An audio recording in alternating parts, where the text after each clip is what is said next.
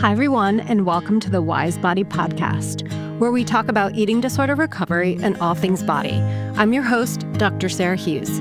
I bring 20 years of experience as an eating disorder therapist, and I've worked with hundreds of clients to feel more empowered and connected to their body by tapping into the wisdom it holds. I'm so excited to keep learning with you as we navigate the windy path that is recovery. So let's get started. Hi, and welcome to the Best Friend episode. I'm so excited to have my best friend, Marissa, on the Wise Body today. We don't remember meeting because we met when we were 3 and have been through it all ever since. She seriously is everything to me, and I couldn't imagine life any other way. Let me tell you a little bit about my best friend. Marissa and I grew up 5 houses apart in an awesome neighborhood full of kids and fun families. We were inseparable. We went to elementary, middle, and high school together. It was pure anguish living apart for 3 years when she and her family moved to Hong Kong for her dad's career. Luckily, she made it back to begin middle school together. Skipping ahead, we moved away again, attending different colleges. She graduated from Williams College with a degree in psychology and a background in marketing. She's had several prestigious positions at Estee Lauder and Yale, and now manages her family's real estate business. Her greatest accomplishment, though, is being the proud mom to her 3 teenage boys who are all successful and academically and athletically driven, just like their mom. Please welcome my best friend, Marissa Gingeleskie, to the Wise Body. Hi, and welcome to another episode of the Wise Body. I'm your host, Dr. Sarah Hughes. Today, I am so excited to have my best friend, Marissa Gingeleskie, on the show with me. It has been months in the making because I've asked her, I think even before I started recording the podcast, if she would be on it, because this is what I wanted it to be. I wanted it to be fun conversations with friends and family and colleagues. And so here we are. Marissa, thank you so much, my bestie, for being on today. And I'm excited for what we're going to talk about. Oh, I'm so excited too. Thank you for having me. Yeah. So, I think it's important to give a little background because not everybody knows that we have known each other since we were 3, and you're my longest friend. And we're not going to. I'm not going to cry. I'm not going to cry. But you're my longest, bestest friend, and I think that's like really hard to come by, like to have a friendship as long as we have. And we've been through a lot together, and it's like, it's the best thing ever. And you are one of the most important people in my life. And so I thank you for being my best friend and through it all. So we'll talk about, I think that's a place to start, right? Yeah. About our childhoods. Absolutely. And how we don't remember meeting. So no. And our your best friends too. So I was just going to say, you had to add that part in. Yeah. And so we need to ask them like what that first meeting was like, because we don't remember it. And memories, you remember around age 3. Yeah. Memory, you start being able to remember and have memories. And so that was right at the time when we met. And so it's funny that we don't remember meeting, but I remember being like 4 and 5 with you, and like preschool and like play dates and play group. Yeah, we did everything together. Inseparable.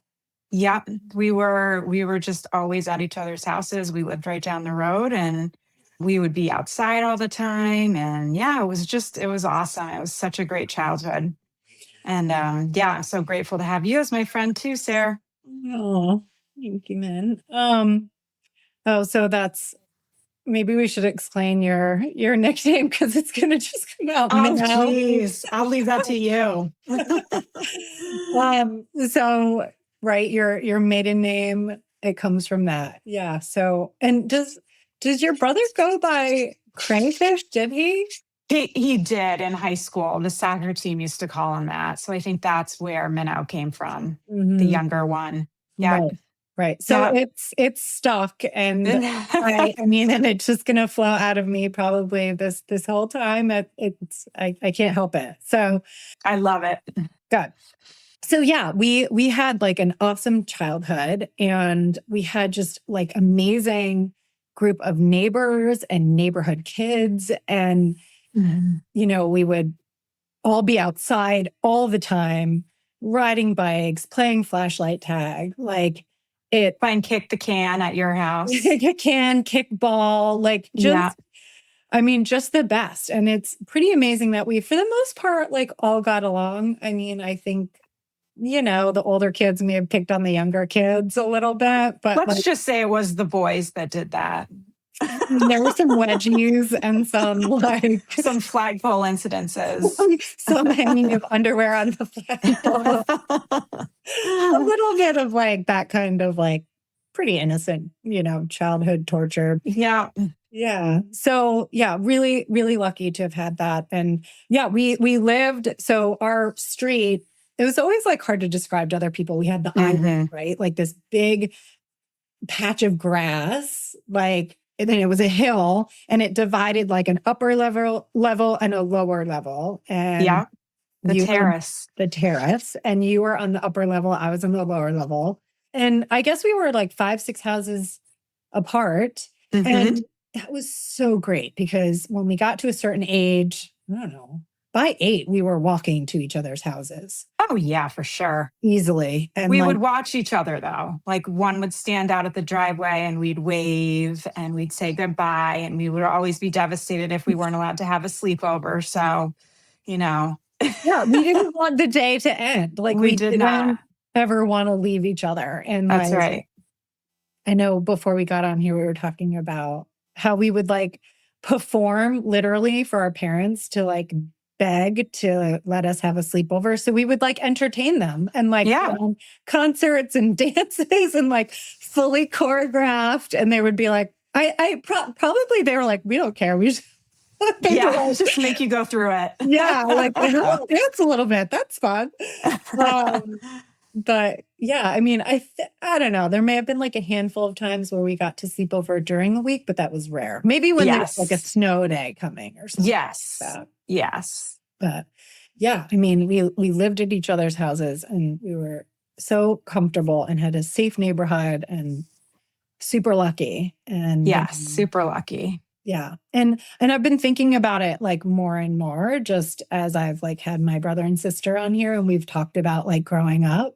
Mhm. And so it only makes sense that we talk about it a little bit too. And one of the first things I thought about, aside from like just how amazing it was and living outside and playing neighborhood games and things like that, was like if if we noticed our bodies, like when was like the first like memory we had about like our body? And I hadn't really thought about that. Mhm. And it was funny because when we were like emailing back and forth about it, like this memory popped up for me, but which included your brother, and we'll talk about it. But like for you, what do you remember? Like, what was your first memory of like being in your body and like, oh, my head's connected to my body and it does things? Yeah. Sure. Yeah. I think that it took me a while to really see my own body. But I remember at a young age, I was doing all sports basically that involve leotards, ballet, and gymnastics. And I just remember seeing, older kids and kids who had gone through puberty, and I hadn't, wasn't anywhere near there, and just sort of noticing other people's bodies. I think long before I noticed my own. I think I probably noticed my own body more when changes started happening in puberty. In middle school is probably the time that I really noticed myself. But I think before that, I was already, sort of bridging that gap and seeing the differences in other people and where I stood with that, which was far behind. Well, I mean, that's a good point. So like you were exposed to like different age groups Yes. and people sort of going through their own development, even if it was a little bit ahead of you. So like older kids, but even kids the same age that were like Yes. maybe growing, a little ahead of you. Um, Mhm. Yeah. And so that's interesting. You're like, wait, their bodies are changing Yeah. and mine's not. And did Mhm. that weird? Like, did you feel weird or uncomfortable about that? Or we No, I think it was more like just an innocent observation, really. If there was a certain time when it made me feel weird, I don't remember one. I think that, it becomes so normal to sort of wonder when you're going through puberty. I mean, I know it's like has been a topic in our house I have 3 boys, and just with them growing, we always say, oh, you're going through puberty. Look at how much taller you got, or, whatever it might be, their voice drops or whatever. But I just think it's, one of those things that eventually I sort of knew that was going to happen to me. I just didn't know when. And so then I was a little bit more aware as I was going through, the end of middle school and the beginning of high school and watching my body change. Yeah, I remember like girls like getting their period and I was just like, "Oh, I don't know what that's like. I don't have to feel." And like and then when it happened to me, I'm like, "Oh, now what do I do?" Right? Like, Yes. Yes. knew it was happening. And we also, I think it deserves mention that like we went to a Catholic school, elementary Hmm. school. Hmm. And do you remember like the birds and the bees conversation where like we were all the girls went in one room with Sister Anne and the boys went in one room with Father Hilliard, I think. And like we were totally separate. It's like girls are going to talk about the girl stuff, boys are going to talk about the boy things. And like it wasn't like there's no crossover. We don't need to know about what happens to you boys. Well, you know what, Sarah? I don't think I was living in the United States at that time. I think I was living in Hong Kong, but I remember distinctly you telling me about it. And it could have been in one of your letters that you wrote me as we corresponded while I was away for 2 years. But I can totally picture that. Yeah, it And was I can imagine how incredibly awkward it was. very awkward. And like there was like some textbook where we were reading about like body changes and like what a period is. And I was like, what? Like it all just felt like in a book, it just like feels so, Yeah. you feel so removed from it. Stale. Yeah. Yeah. But yeah, so let's talk about Hong Kong because that was like devastating for me when you left. Me We'll, too. Me we'll get too. there. Oh my God. I remember that day vividly. I do Um, too. so I remember like having a body and I didn't think about this. Like, what was my first memory of my body? And I remember your brother noticing like my ankles and was like, oh, your ankles. Like we So were running up the random. stairs. It's so random. I know. But we were running up the stairs and he kind of looked back and looked at my ankles and was like, oh, your ankles look different. And I was like, okay. And like we went running up. But, now that I think about it, like that is something that like changes and Sure. is noticeable, I guess, right? Like when you're in like this little body and like your joints are little and then they're not. And like your knees get bigger and your ankles get bigger and your wrists get bigger. And like I was growing. And so like it was kind of a moment where he's like, that's weird. You're not little anymore. Was maybe, Hmm. I don't know if he was conscious about like that was the message. And I didn't receive it that way. I was like, whatever, bye. Yeah. you know, but it's interesting, right? Like there's that idea of like noticing other people's bodies changing and Hmm. maybe being more cognizant of that than aware of your own. I don't know. Sure. Yeah. But I was like, oh yeah, I guess they're bigger. And like, and that was it, but not like anything else until um I God, it feels like middle school, high school when I was swimming. And I think maybe that was something that we both experienced. Like when we were in sports, it's when we recognized our bodies more and Hmm. like how we were performing and strength. And so with swimming, so I was essentially in like, right, I was in a bathing suit, like similar to a leotard, right? Like you're barely Hmm. anything. But I think the difference, huge difference, is that, you know, gymnastics, ballet, dance, those are considered like lean sports. And Hmm. there's this focus on the aesthetic of your body. Yes. And in swimming, it it wasn't that for me. It Hmm. wasn't like your body had to necessarily look a certain way. I mean, swimming changed my body. Like I definitely had broad shoulders I just remember like my lats, just like, feeling like strong upper body Strong. Yeah. and that changing my body. And I noticed that more in college, like, oh, my shoulders are broader. And like I moved in with like 2 hockey bags of clothes going up 4 flights of stairs and in loafers and a skirt. And boys were like, do you need help? I'm like, no, So, I mean, I like moments like that. I just remember like feeling like strong, but not necessarily like judging my body so much. And I'm really blessed for that. And I really attribute a lot of that to my mom and my coaches for not like talking about my body or their bodies or really nutrition. And I feel like those were very strong, like protective factors for me because before we hopped on, I know we were talking about how like there were a lot of like risk factors for me to developing an eating disorder. And I guess I just had just enough to protect me from it. And I think about that a lot and I'm super grateful. And I feel like I connect with my clients with eating disorders in other ways. And I know we're going to talk about those things too. But other things that like you want to talk about in terms of like gymnastics or being on the track team or like I think what you said was right about the gymnastics and the ballet being sort of like lean, encouraged sports. I really only did them through 8th grade. And so I wasn't really changing too much, but it definitely was, pointed out to, in your body position to like, suck in and look svelte and be graceful. And those kinds of words don't come with, a little extra weight or anything like that. But, even just your boobs, like if you're big chested, that can, make you less graceful because you can't, move as quickly or you're bouncing around or whatever it might be. So those things weren't really factors for me, thankfully.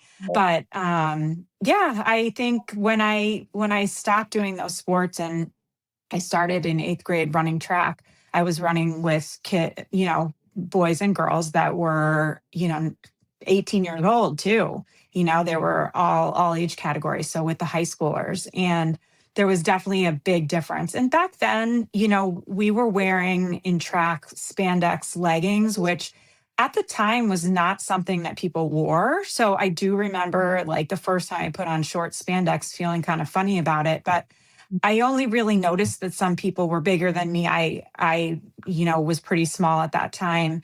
I just sort of noticed that kids were bigger and stronger than me for sure, and that I could do better if I could get a little stronger. But yeah, my coaches never talked about, we went to the same school, and actually one of the coaches crosses over with track and field and swimming. And we definitely did not have any negative conversations in terms of body image or bodies.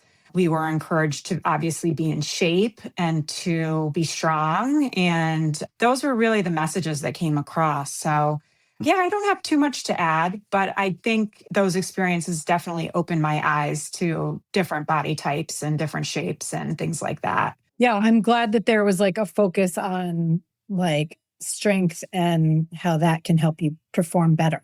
And there wasn't a focus on weight because, as you know, there becomes an inverse relationship when you lose weight. It impacts your performance negatively. And, with like my dissertation research, I talked with a lot of college athletes and they were exposed to a lot of coaching messages about nutrition and changing their bodies. And that gets tricky, right? Because most coaches don't have a degree in nutrition. And Yes. I mean, great if you do, but it's like that doesn't maybe feel appropriate. I'm all for, like a team nutritionist, but I think when coaches give messages about bodies and nutrition, that's maybe out of their realm or scope of practice. Sure. And, we probably had a heightened awareness of other people's bodies in track and swimming because those were mixed gender sports. So we were at that stage, at that time of noticing the other gender, being heterosexual females. And that could also put a huge pressure on somebody being in their bathing suit or wearing their spandex or whatever it is. So yeah, I think that's just another sort of element that we were very lucky to have such great coaches that, instilled the right message to us that did not involve negative body image. Yeah. And I think it's important to point out that we have thin privilege and I didn't worry so much about my weight. When my body's changed over the years, I think I've thought about it, but it's never inhibited me in doing what I want to do. And whether it be sports or anything else, really. And so I think that's, just a real privilege and blessing that I wasn't distracted by. And even on the swim team and a mixed gender sport, I'm baffled by how when I put on my bathing suit, I don't know if I've said this on the podcast before, but I've said it to clients and other people, but when I put on my bathing suit, I was going to work. And it was sort of it was go time. And it was nice that I didn't have to think about oh, how does my body look in this bathing suit? It was, and you probably remember, I used to wear 3 bathing suits and the 2 top were falling apart and ripped and chlorine and just to produce some drag. And I just didn't think about it. And I was so laser focused on getting better and beating my time and just being competitive. And I'm lucky I wasn't too distracted. I think I got distracted when I peaked and didn't feel like I was really performing well after freshman year, but I stuck with it because, a big part of sports for me, it was the friendships and I loved my coaches. Yeah. It provided a safe place and structure. And God, if I didn't have swimming in college, I know I would have been homesick, some of our friends. So yeah. Anyway. Trying to think. So maybe we shift gears a little bit and to our old bodies. Wait, can we just pause and talk a little bit about, this was kind of a little tea for me, traumatic event when you moved to Hong Kong. Sure. I think I need to process this with you. I mean, this is 40 years later. Yeah. So crazy. Oh my gosh. Yeah. You just said that. I did. I'm sorry. I exposed her age. That's fine. I feel lucky to be aging. And so I think we were 8. 8? 9. 9 when you left. Maybe 8 when you found out you were going to move. Probably. That probably was it. It was shocking, right? It was shocking for me. Do you want to tell the story? Sure. Okay. I remember finding out. Absolutely. It was a very dramatic situation in my house. I remember my mom and dad asked my brother and I to come sit in the living room, which we only went in on holidays. So it was a very weird thing. And they had a globe and they said, we have some news to tell you. This is, where we are now, if you look on the map, but we are going to be moving. We're not sure for how long, probably between 3 and 5 years. And this is where we're moving. And then they moved the globe all the way around to the other side. And we're like, we're going to live in Hong Kong. At which point my brother ran, grabbed the globe, threw it across the room and ran away and locked his door. And that was how we found out that we were moving. And it was a lot to process. What was your reaction though? I haven't really thought about what my reaction was, except I know I was sad, but I was so shocked that my brother threw the globe across the room at that moment. Yeah. But clearly I was devastated. I was sad and my life was great. And I wasn't really looking for that kind of a huge change moving somewhere where they spoke Chinese and ate different food and culture was totally different. And the thing is, aside from the biggest thing missing, thank goodness we had all these great correspondences with We would make tapes, not videotapes. We probably did Videotape. do that too, but audio tapes. And we would sing songs. Like my favorite song that you sang was the song that tells the 50 nifty Oh United my States. God. I can Oh, that's how I learned that song, was because you sent that to me in an audio tape. And I'll never forget when you sent for Christmas one year, you and your mom sent this amazing care package that had snow that we could spray on the window because, of course, it was like 90 degrees and more humid than you've ever been in your life. Yeah. And we could spray the windows with the fake snow, and these pajamas that had snowmen all over them, and that book, The Snowman, and the little snowman stuffed animal. I mean, God. yeah, it was quite a time. But the good news is that It ended. I had a great experience there, but we don't need to get into that today. I was ready to come home, and we came home and we went right into sixth grade together at the same school. And think so so.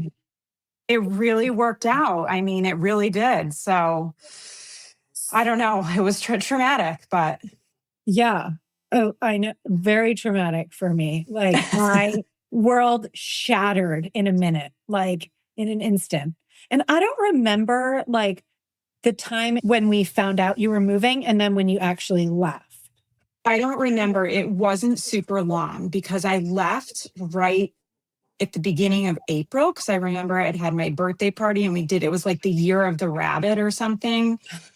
And so we did like a birthday party that had that. And then I just remember pulling out of the driveway and you being there and crying and crying. We had to stay at a hotel in Hartford for some reason. That night we did. And then we left from there. We went to the airport the next morning, really early from there. Leaving my best friend, it was difficult. And those were big years of change too. And I certainly felt like I was somewhere where I couldn't really relate how it was to everybody when I came back. But it was such a topic of conversation. Everybody always wanted to ask about it. But I went to an international school there, and that's where I really got into gymnastics and ballet. So that was kind of my beginning with that and the leotards. Yeah. Well, I remember you started gymnastics here though, like before you left a little bit, right? I I don't know that I did. Making it up. Think I did ballet. I don't know. I'd have to ask my mom that one, or your mom. They would probably both know. Well, I just remember like there's a gymnastics gym here in our little town, and I remember jumping into like the foam pit, but I thought for some reason that like that might have been afterwards, because when I came back, I did it in a gym for 2 years. wow, okay. Yeah. It's all kind of blurry. No, Yeah, I don't really remember amazing. either. Yeah. Yeah. So Yeah, that was traumatic. And like it was there like April 3rd grade when you left. yeah, it was. Yeah. So Yeah. you were, yeah. I was 9 because I just turned 9 Yeah. because my birthday is the end of March. Yeah. Okay. And then, yeah, so 4th, 5th, you were in Hong Kong. And yeah, this was no internet, no like, No. we weren't like, no phones, right? So like it was snail mail, Old school. old school. And yet we made each other tapes, and I need to find those tapes and see if they still work. I know. We should get them transferred into something like a digital CD if we can do that. You're right. Digital is what we need. That's how old I am. Oh my gosh, no. But to sustain a friendship through long distance, and it did feel like forever. But I think what I held on to was like 3 to 5 years. Like that's like Yes. burned into my brain. Like when you first told me, it was sort of like 3 to 5 years. I'm like, well, it better not be 5. Like, Yeah. Starting middle school without you. And like, thank God, like we had our first middle school dance together. Like, oh yeah, we did. Stairway to Heaven. It's the longest song ever. Oh my God. I know. And like the dancing like this. Oh my gosh. Oh my gosh. We were a team. Wouldn't want to do it with anybody else. So no. Here we are. We lived through it. I know. Yeah. So, and yeah, we were fortunate to have middle school, high school together. Our sports overlapped with soccer. Yeah. Soccer only. That's right. Every fall. That was weird. Like, cause I like doing absolutely everything with you, but we Yeah, just, you know, our interests in sports were different. Like there's they no way were. I could have run track. Like it's I just, couldn't have swam. I still can't hardly swim back and well, forth right one lap. Well, I don't know if I could do it right now either, but middle school, high school, we were lucky to have that together. And then I'm trying to like going to college, like that was another like kind of separation, but it didn't feel as traumatic because everybody was doing it. And like, Sure. and we always came home, Yes. to our houses and saw each other. And Yes. I think that stability was so helpful. I always knew I could go home and I always knew you were going to be there, just like so fortunate for that, like just having all of that stability in my life. And even after college, when we were living in different places, we would still come home for the holidays and your family would come over for Christmas and we would see you. And yeah, we always had the get togethers with the high school friends as well. And Mhm. we kept it alive. We really did. So thankfully, the technology has increased so much that even when we haven't been together for all that time between college and now, luckily we are together now, but we had the phones and, all that awesome technology that keeps us closer. So Yeah, for sure. And now we're back in the same town, thank God. Same state. thank God. Yeah. Yeah. Almost same town. Almost like one town over. I'll take it. So maybe we skip ahead a little bit. And I think just for like time's sake, we wanted to talk about pregnancy and having Yeah. kids and our kids. And so maybe we do that. And I'm wondering, um, yeah, I mean, I'll just like open ended. What do you want to Yeah. say about like pregnancy and like how your body changed and just like Sure. how you dealt with that? Yeah, I think I have three boys now, and they were interesting pregnancies. None of them were really easy. My first one was the easiest. I think I definitely was very in tune with what was going on in my body during those three times. And, we had talked before this that it's kind of a time when you either have to accept your body, and stay healthy. And fortunately, that's the route that I took. Your body changes so much in so many ways and it needs different things than, when you're not pregnant. And so I had cravings and, I wanted my frozen yogurt with peanut butter sauce on it from Sweet Frog. That's what I wanted. And I definitely allowed myself to do those things. And with my first pregnancy, I was late by 10 days. And gosh, it felt like forever, but it was a healthy pregnancy. And yeah, I just sort of accepted what my body needed and fed it that and was just so grateful that being my first child. I mean, not that you're not every time, but just having a healthy 9 months and having a healthy baby. My other two pregnancies, I had a bit of a different experience where I went into preterm labor with them. I think my earliest was at 24 weeks and I was put on bed rest. So that was a totally different scenario. I had to accept that I was not going to be exercising. I was not even going to be walking. With my first son, I was doing a lot of walking. I wasn't doing my regular exercising, which is something that's super important to me, both for my body, but also for my mind. But I also like my mind to be fit as well. And those last two pregnancies, I was literally stuck in my bedroom on my bed, just with only the allowance to go to the restroom. That was really difficult. And the first pregnancy, it was before phones were really, you could watch TV or do anything on them. We didn't have a TV in the bedroom.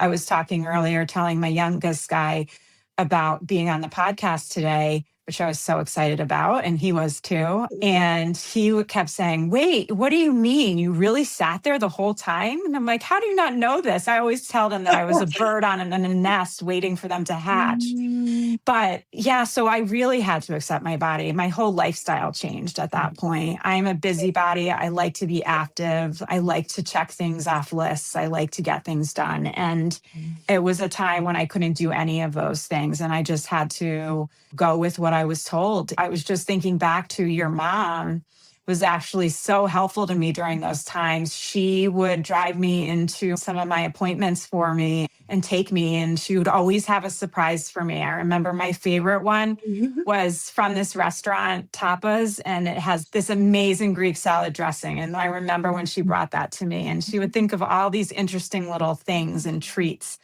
But I will say she really liked to go different routes to the hospital when I was going. And she took this one route, and I thought I was going to give birth right then and there. I mean, it was like pothole after pothole. I was sweating. Oh my God. But yeah, so I had to accept my fate in those times. It was very difficult to do, but I had no choice. We got through it. My husband and I did not get divorced. So that was great because the poor guy was doing 2 different jobs, managing his work career, he was the breadwinner, also managing our household, which was a lot because in both of those cases, there was at least 1 or 2 other young kids in the house. And then my mom actually was just our savior. She just came over every day. She would get me my meals. She would do laundry. She would do grocery shopping. She would pick up the kids. She would play with the kids. She did everything. So we are eternally grateful for that.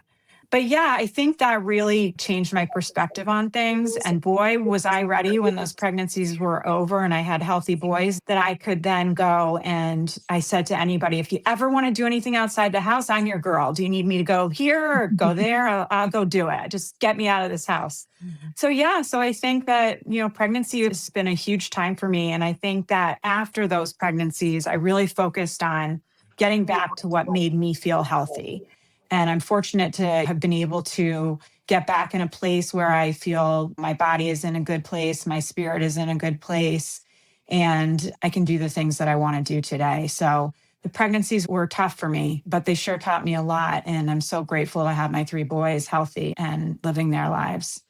Amen. And yeah, and our moms are true angels on earth and just Yes. blessings. And I know that's like why we moved back to this area so we could be, be closer to our family. So 100%. we can get some help and support, and so that our kids Yes. can know our parents. And like, that's really a true blessing. And yeah, bed rest is real. And I was fortunate not to have to go through that, but such a true test of like your determination and patience, really, when it was harder to distract, right? Because we didn't have social media and we didn't have phones, and you're not even on social media really anyways. No, that's okay. Maybe I would have been.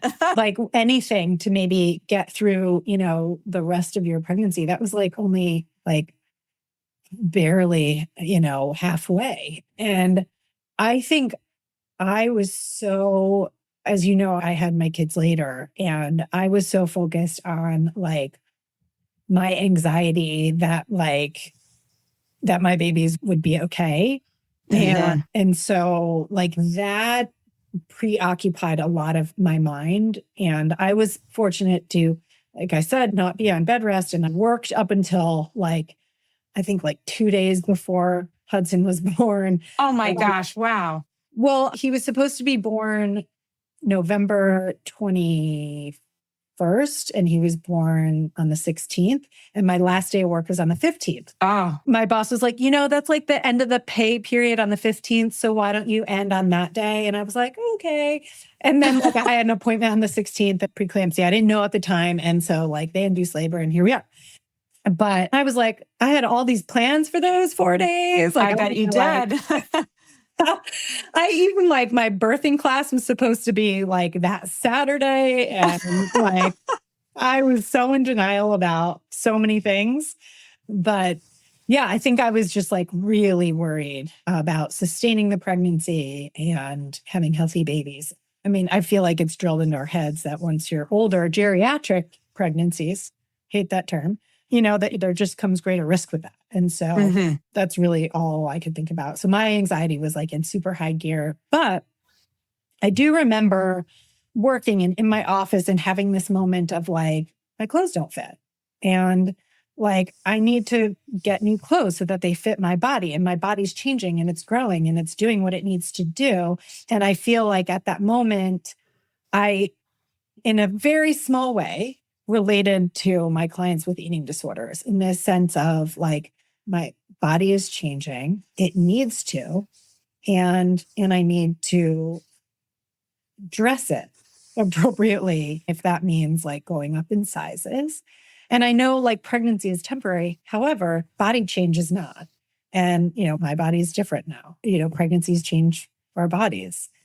So that's what I remember. And I will say, like, for people listening, that you didn't even know I was pregnant, like, because I didn't tell anybody. Like, I know. both of my kids, and even more so with my second. Oh my gosh, was that like, was crazy. I wanted to surprise you in person. I was like, you were 8 months. Was I 8 months pregnant or something? You were literally probably 8 months pregnant. It was crazy. You got out of the car and I literally, like, I was in shock. You were full blown pregnant, about to have your child. Yeah.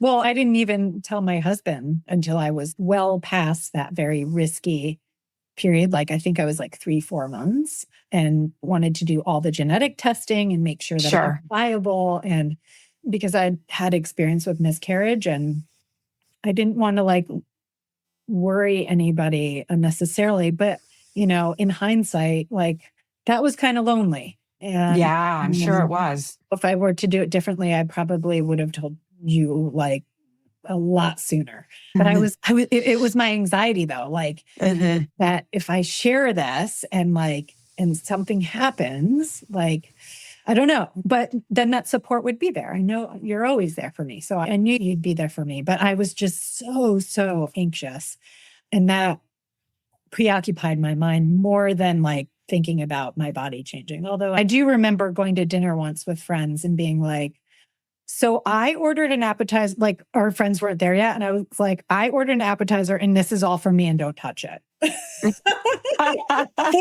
Like, not sharing. Like, I was ravenous. And yeah. And so like paying attention to hunger cues and cravings and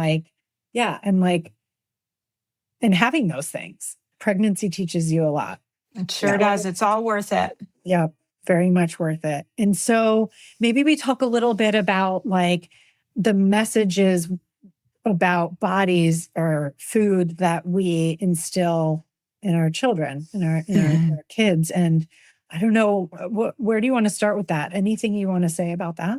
I think we both are on the same page about what we do in our homes to try to instill particular habits. We both had talked about before this that we have a sit-down dinner with our families every night, and that's not an option. We do that, of course, with crazy sports schedules and stuff. Sometimes that doesn't work, but we're in a phase right now where we're able to do that.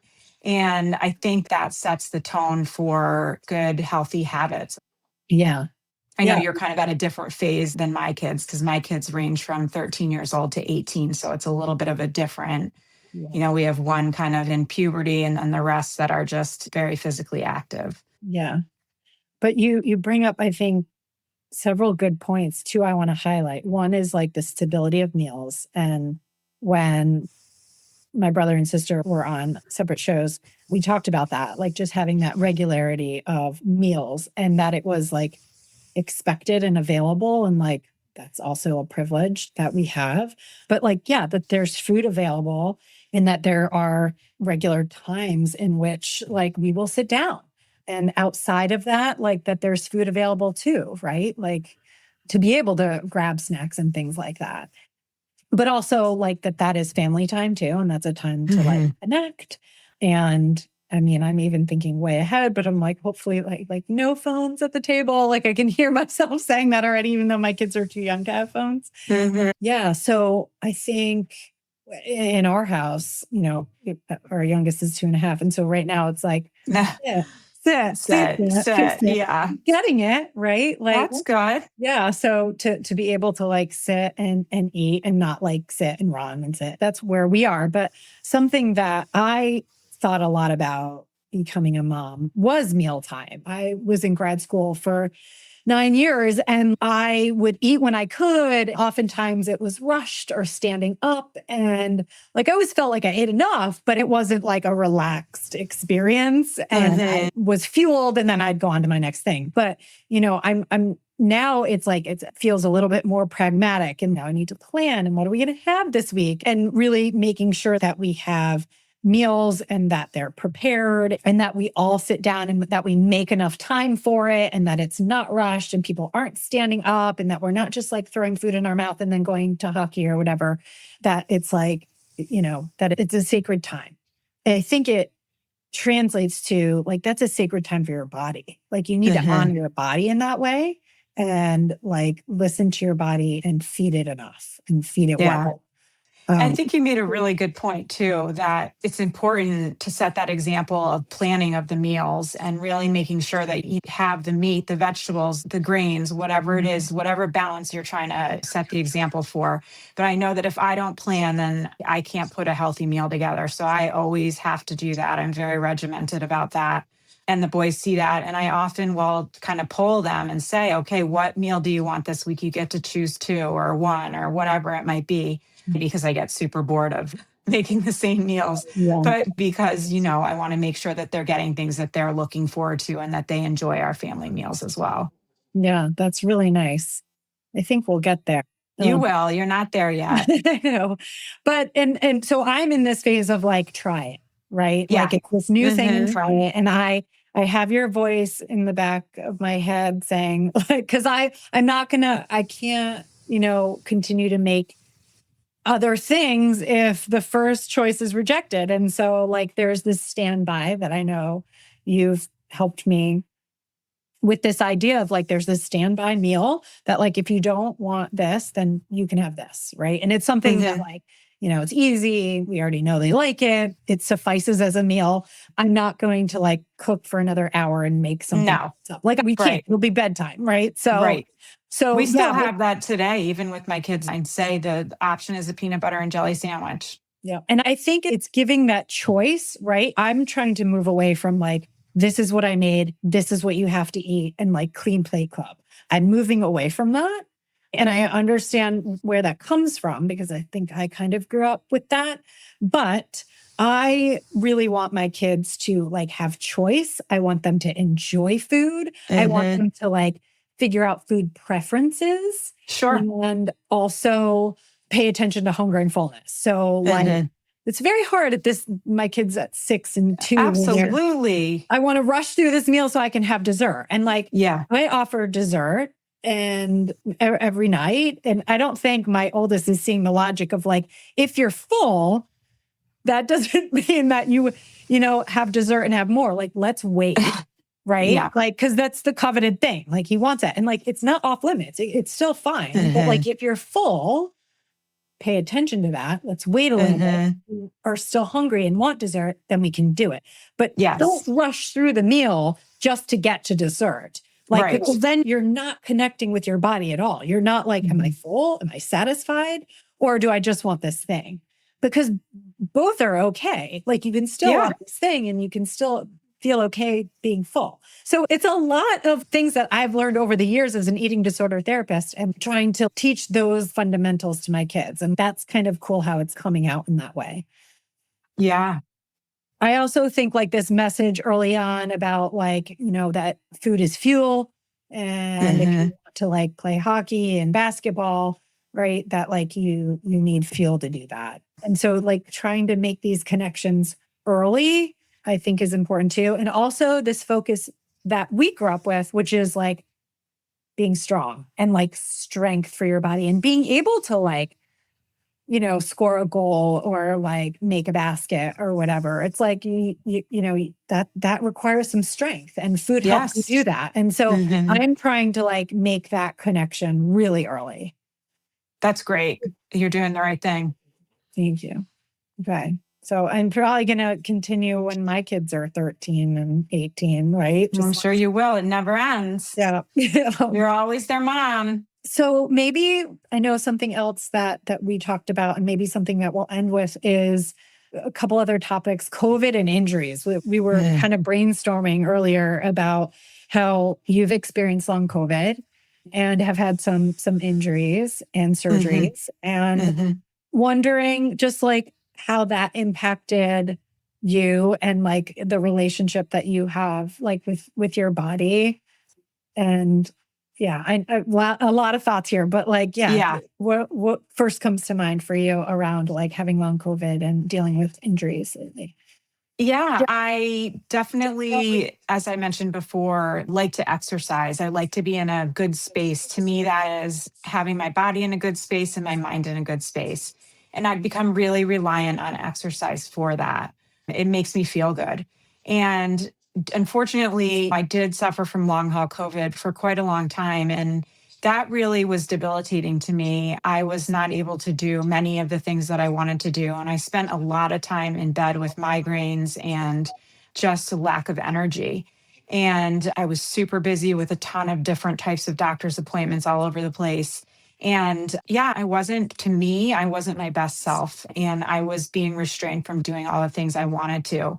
So definitely my body wasn't where I wanted to be. I didn't look well. I didn't feel well. And that was really challenging for me.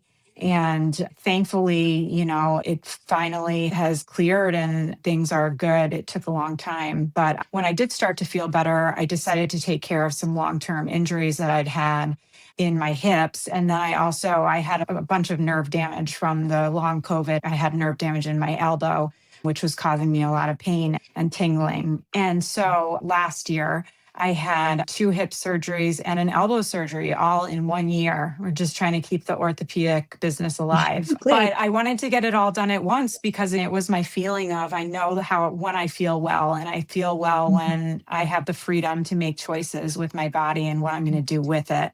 And then recover from that and get back in shape and then go back out and have another hip surgery and be on crutches and not be able to exercise for long periods of time and have this back and forth, back and forth, back and forth. So I really went, hit it home and did them all at once. And thankfully, I'm back. And this year has been great. It's been really helpful. When I go to the gym that I go to classes, and the coaches know me and they know my restrictions. And so they're always willing to give me substitute exercises to do when need be. And I figured out how to kind of do those myself as well.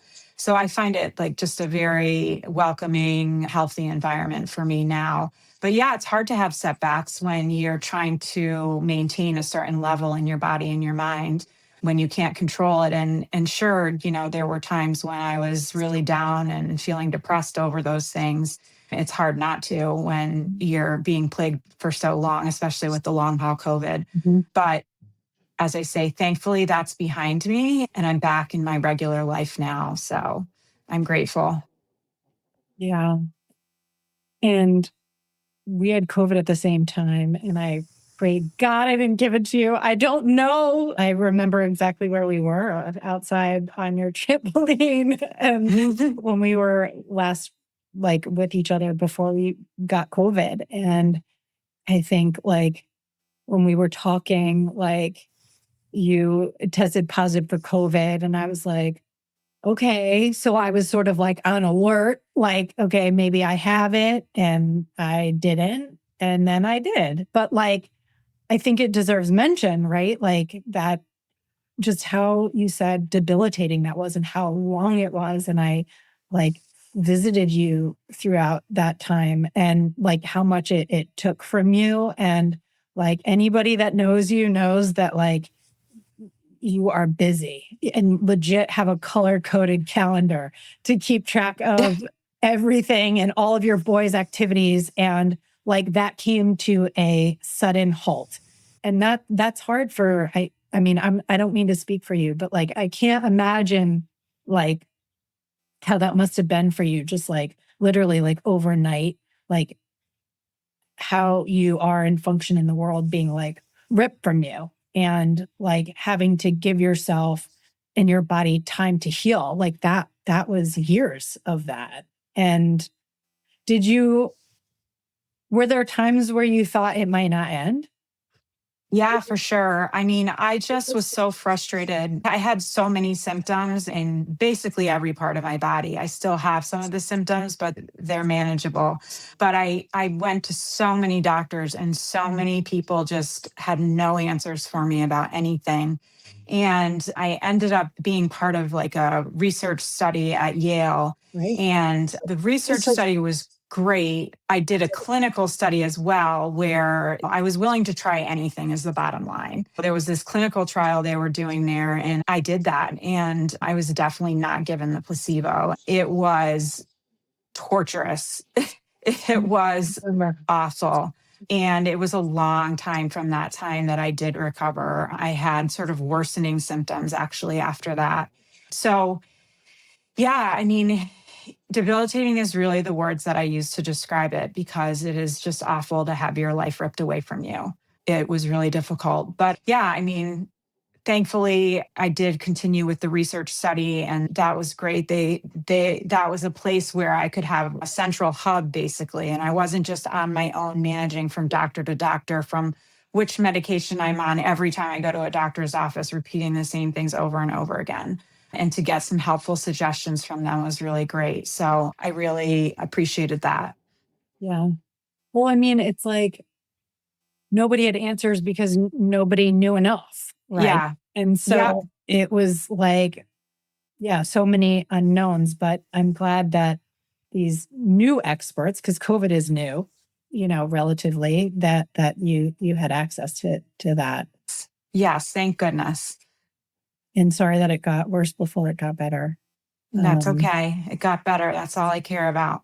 And like also addressing these longer term injuries with your hips, right? Like really, really addressing that and knowing that like it's time to do that, right? Like, okay, I'm starting to come out of this long COVID and like, what else does my body need? Like really answering.